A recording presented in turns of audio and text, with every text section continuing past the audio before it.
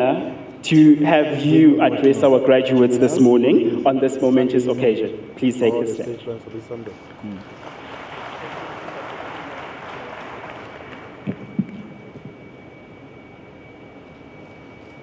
Good morning. Oh, let's try again. Good morning, family and friends, our faculty and staff, and every person who's helped to make today possible. But most importantly, welcome to you, our graduates. If I'm honest, I struggle to write these speeches. I often sit in front of my computer and regularly find myself in tears, something I think all of you can relate to during assessment week. But it's not because I don't want to write or deliver this address. In fact, it represents one of the greatest honours of my life. But it's because I want to find a way to appropriately honour you, to honour your families, and to acknowledge your many unseen sacrifices. Each ceremony feels different, but the weight of this moment, of what it represents for you and those who love you, never changes. So this year, instead of looking for an inspiration out there, I chose to look to all of you. Because although these words are my pieces of advice, they reflect your journeys, your transformation, and your resilience. Every speech I've ever delivered at this podium has in truth been about you, our remarkable graduates. And so here they are, my 5 lessons for a life of meaning. And in true academic fashion, you could call them a thematic analysis of my graduation speeches over the years, told by me, but always inspired by you. Lesson 1, be human in a world obsessed with machines. A few years ago, I stood at this very podium and asked whether ChatGPT could do therapy. At the time, AI was making headlines for its potential to replace writers, counselors, and even educators. And while I acknowledged its power, I said then, and still believe now, it can never replace our humanity. Because what makes therapy or education or leadership powerful isn't the content of the conversation. It's the connection between two people. A colleague recently shared a story of an Ubuntu bench installed in Hanover Park Library. This initiative was led by 2 of our 4th-year social work students. Their goal? To create a space where stories are shared, burdens eased, and healing begins. This bench is more than a piece of furniture. It's a space for non-judgmental listening. Moreover, it represents the people of Hanover Park's resilience and belief in renewal, despite the trauma and grief of this community. You too will go on to create your own benches, in schools, in offices, in clinics, and in homes, wherever people need to be heard. So, be deeply, unapologetically human. Use technology, but never let it use you. Lesson 2, think critically, feel deeply. We live in a world where everyone has an opinion, but fewer and fewer people pause to understand. Critical thinking allows you to discern truth from noise.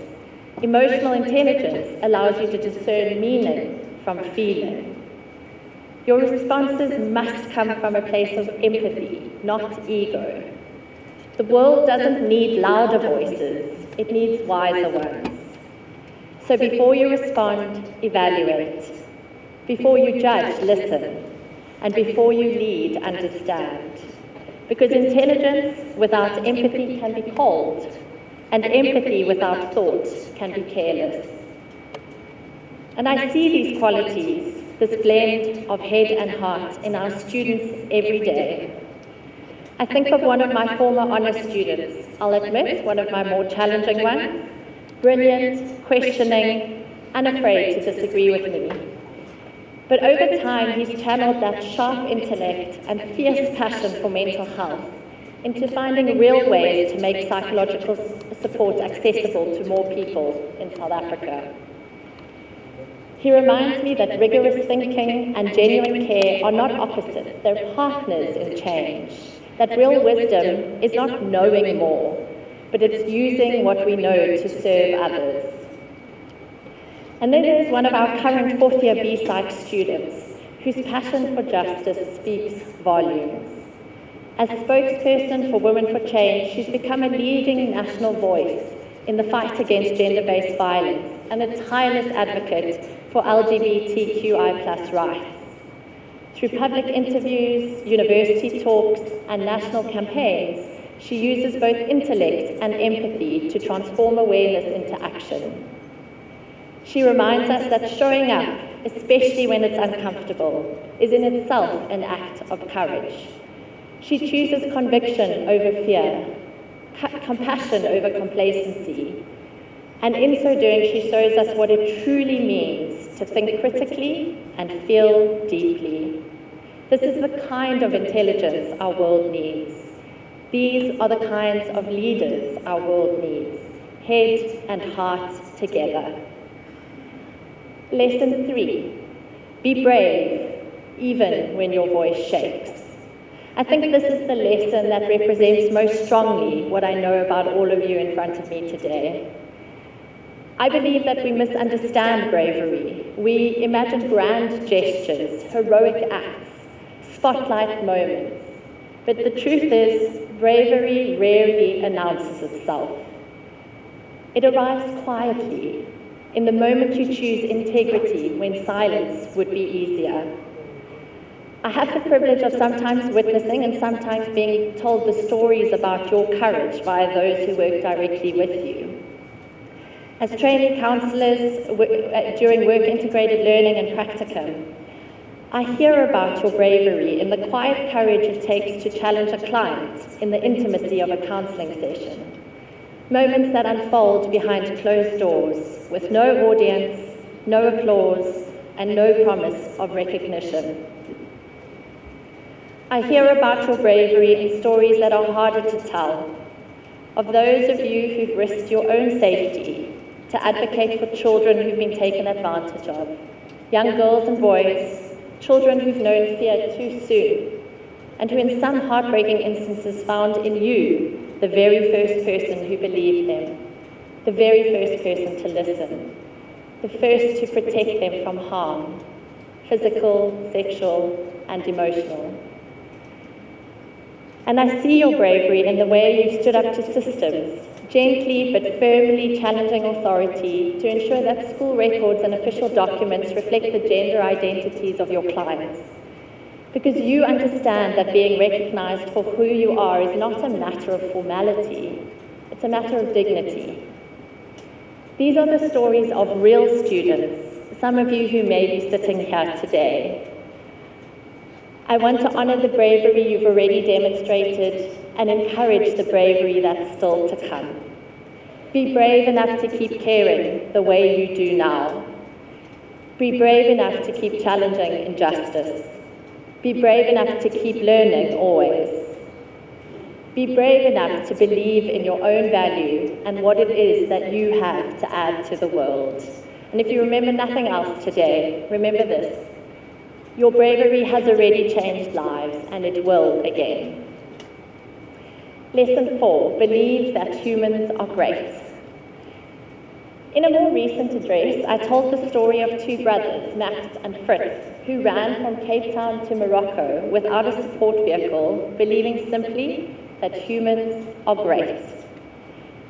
Every time I return to this story, it fills me with hope, because I see that same belief reflected in all of you.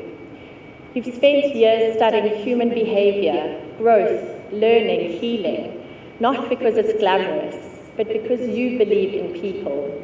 And that belief, especially in a world that often feels cynical, is radical. I see that belief in all of you.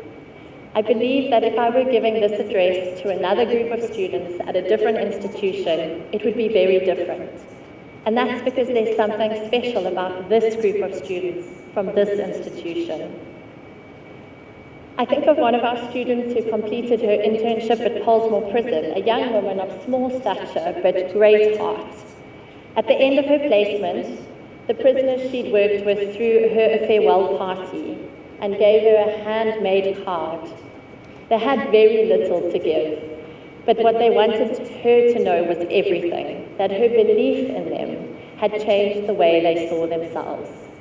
For the first time in years, they said, someone looked at them not as criminals, but as people. I think 2 of our students working at hospitals like Valkenburg Psychiatric Hospital, standing shoulder to shoulder with those society too easily forgets, people with criminal histories, people battling mental illness. But our students have not turned away. They've stayed, they've listened, they've reminded those patients that their lives still have worth and their stories still matter. And that's what it means to believe that humans are great. Your belief in goodness and humanity, your lack of cynicism is the type of graduate and human being the world needs right now. It's what makes you so special and valuable and different in all of the good ways. So hold on to your faith in people, even when it's hard, because cynicism is easy, hope takes work, but hope is what rebuilds the world. My last lesson, it's a short one. Keep showing up. This final lesson has been threaded through almost every graduation address I've ever written, and it's one that I keep learning myself. Bravery, compassion, and belief mean nothing if we don't show up. Show up when you're afraid. Show up when you don't have all the answers. Show up when you've fallen behind or failed or doubted yourself. Show up for your family, for your communities, for those unseen, and most importantly, show up for yourselves. And so as my address draws to a close, I've realized something, that every speech, every story, every lesson over the years has been a love letter to the same idea, that education, at its best, is about becoming more human. And because I really wanted to make sure you felt like you got at least one piece of advice that you believed was meaningful, I asked a few of my friends this question: what's the best advice you never got? And this is what they had to say.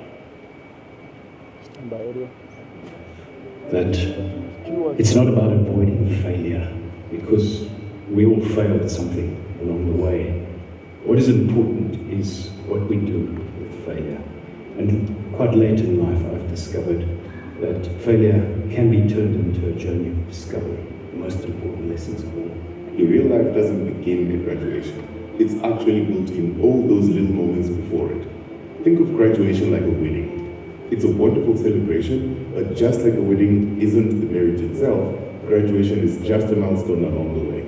For those of you not graduating yet, let this be a wonderful reminder that all those everyday classes and assignments are really laying the groundwork for your future success.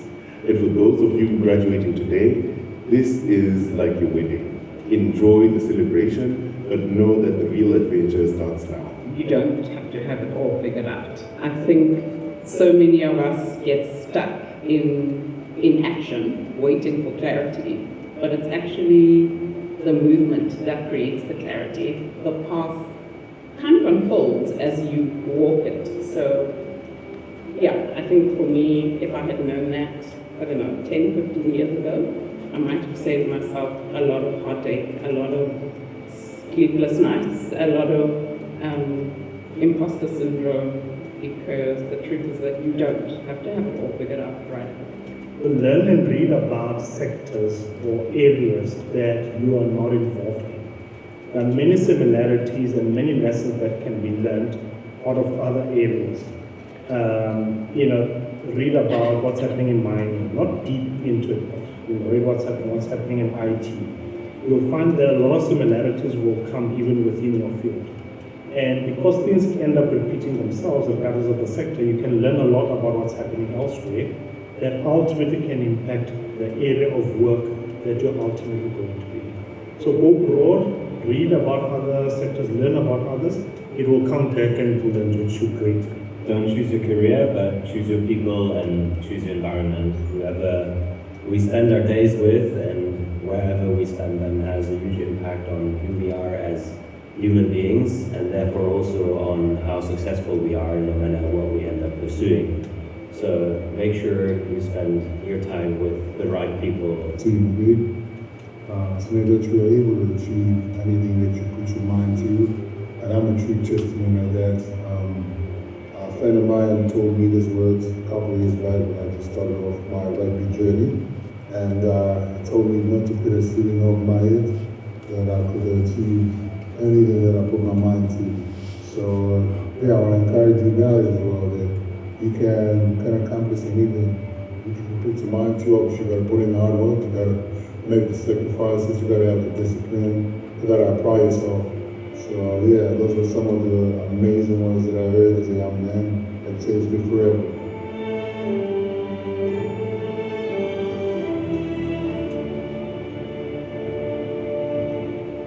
This speech was never intended to be about fleeting motivation. My hope is that it's been a reflection of your deep humanity and personal journey of transformation. You are the inspiration for this address, for these pieces of advice. You've shaped this speech, you've shaped this college, and you've shaped me. You matter, and you have a life of purpose ahead of you. And so, in the words of the late, great Madiba, may your actions always reflect your hopes and not your fears. Congratulations, class of 2025.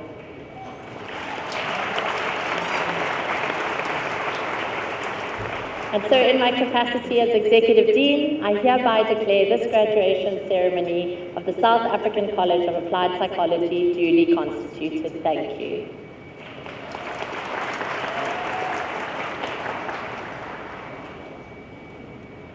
Thank you, Dr. Lotter.